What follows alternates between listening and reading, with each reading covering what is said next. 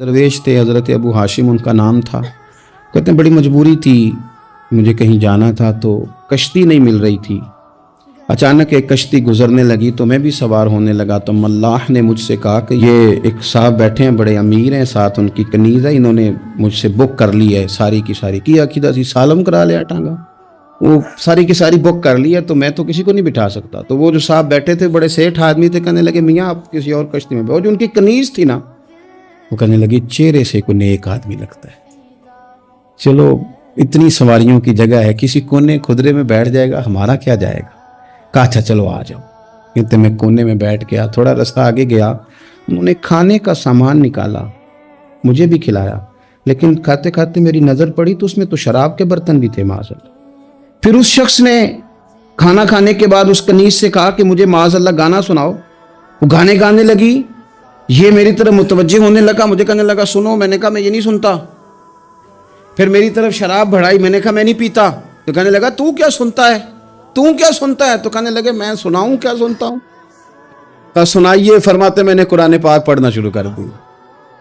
तो शेख अबू हाशिम कहते हैं मुझे कहने लगा सुनाओ ना। अमीर आदमी था, कभी इस तरफ गया ही नहीं था। ढेरों लोग हैं जो नहीं मस्जिद जाते। अल्हाकुमुत तकासुर हत्ता ज़ुरतुमुल मक़ाबिर। अल्लाह फरमाते हैं कि तुम्हें दौलत की हिरस ने इतना अजीब उलझा दिया कि कब्रों तक पहुंच गए तुम। बहुत सारे लोग हैं कब्र में चले जाते हैं, मस्जिद में नहीं आते।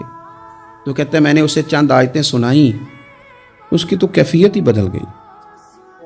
कहने लगा मौलाना जिंदगी बड़ी गुनाहों में गुजरी है, अब तौबा कर लूं तो मालिक माफ कर देगा। कारनामे खतरनाक हैं, पीछे रजिस्टर काला स्याह, माफी हो जाएगी। दौलत बड़ी थी तो फिर हमने भी शराब कबाब शुबाब में उड़ा दी सारी, माफ कर देगा।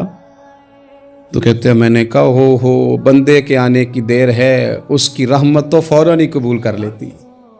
वैसे भी अदल करें थे थर थर कंबन, ऊंचियां शाना वाले तुझे फजल करें थे, फिर ते बख्शे जामन मेरे जय मुंह काले।